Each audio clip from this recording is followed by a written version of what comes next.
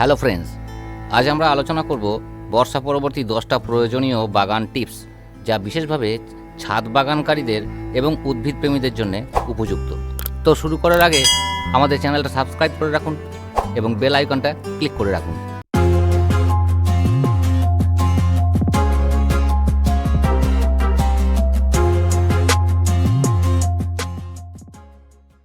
তাহলে শুরু করা যাক। প্রথমত, জলাবদ্ধতার সমস্যা চেক করুন। বর্ষার পরে আমাদের বাগানে জলাবদ্ধতার জন্য বিশেষভাবে পরীক্ষা করা উচিত, বিশেষ করে ভারী বৃষ্টির এলাকায়। গাছের মূল পচন রোধ করতে ড্রেনেজ সিস্টেমটা একটু ভালো করে নেওয়া দরকার। সেই সঙ্গে সঙ্গে প্রত্যেকটা পটের ড্রেনেজ সিস্টেম ঠিক রয়েছে কিনা সেটাও সঙ্গে সঙ্গে চেক করে নেওয়া দরকার। দ্বিতীয়, কীটপতঙ্গ ও রোগ নিয়ন্ত্রণ। বর্ষা পরবর্তী আর্দ্র আবহাওয়ায় এফিড, মিলিবাগ এবং ছত্রাকজনিত রোগের উপদ্রব বেড়ে ওঠে। কীটপতঙ্গ নিয়ন্ত্রণে নিয়মিত নিম তেল, জৈব কীটনাশক বা ঘরোয়া প্রতিকারও ব্যবহার করতে পারেন। তৃতীয়ত, অতিরিক্ত গাছপালা ছাঁটাই, মানে বর্ষা পরবর্তী প্রুনিংয়ের কাজটা এগিয়ে নেওয়া। বর্ষার কারণে অতিরিক্ত বেড়ে ওঠা গাছপালাগুলো এই সময় ছেঁটে নেওয়া দরকার। ছাঁটাই করলে গাছের স্বাস্থ্যকর বৃদ্ধিটা উৎসাহিত হয়।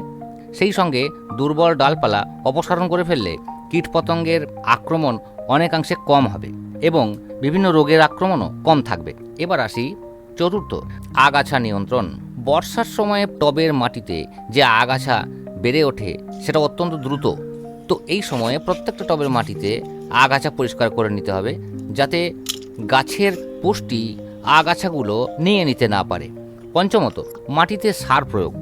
ভারী বৃষ্টির ফলে মাটির পুষ্টি অধিকাংশ ক্ষেত্রে অনেকটাই ধুয়ে যায়, তাই পুষ্টি পুনরুদ্ধার করতে জৈব কম্পোস্ট বা গোবর সার এগুলো যোগ করুন এবং পরবর্তী মরশুমের জন্য মাটি প্রস্তুত করার এটা উপযুক্ত সময়।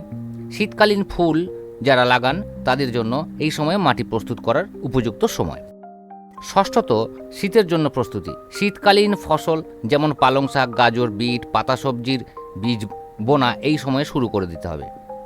শীতের ফুল যেমন গাঁদা, পিটুনিয়া ইত্যাদি ভারতীয় জলবায়ুর জন্য যেগুলো আদর্শ, সেগুলোর চারা লাগানো এই সময়ে শুরু করতে হবে। সপ্তমত, মাটির বায়ু চলাচল।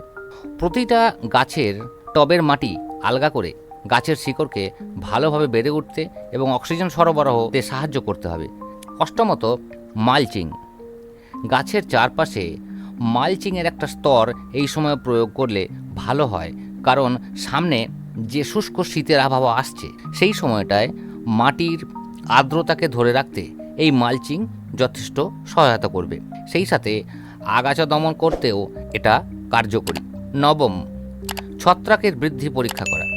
বর্ষার পরে স্যাঁতস্যাঁতে আবহাওয়ায় গাছপালা ছত্রাকের আক্রমণ হতে পারে, যেমন একটি বিশেষ রোগ রাস্টি ফাঙ্গাস এই সময়ে এই স্যাঁতস্যাঁতে অবস্থার কারণেই গাছগুলোকে আক্রমণ করে। রাস্টি ফাঙ্গাস নিয়ে আমার চ্যানেলে আলাদা একটা ভিডিও করা আছে, সেই ভিডিওটা আপনারা দেখে নিলে যদি এই রোগ হয়ে থাকে তার প্রতিকারও করতে পারবেন। দশম, শীতকালীন সুরক্ষার পরিকল্পনা করা। শীতের সময় ঠান্ডা থেকে রক্ষা করার প্রস্তুতি এ সময় থেকেই শুরু করতে হবে, যেমন সংবেদনশীল গাছ সেগুলোকে ঢেকে রাখা, টবে থাকা গাছগুলোকে যেগুলো একটু আর্দ্র আবহাওয়ায় থাকতে ভালোবাসে তাদেরকে ঘরে রাখা ইত্যাদি। তো আজকের জন্য এইটুকুই। আমাদের এপিসোডগুলো আপনাদের কেমন লাগছে কমেন্ট করে জানান। যদি ভালো লাগে এবং কাজে লাগে তাহলে একটা লাইক করুন আর পরিচিতদের মধ্যে বেশি বেশি শেয়ার করুন। দেখা হচ্ছে তাহলে পরের এপিসোডে।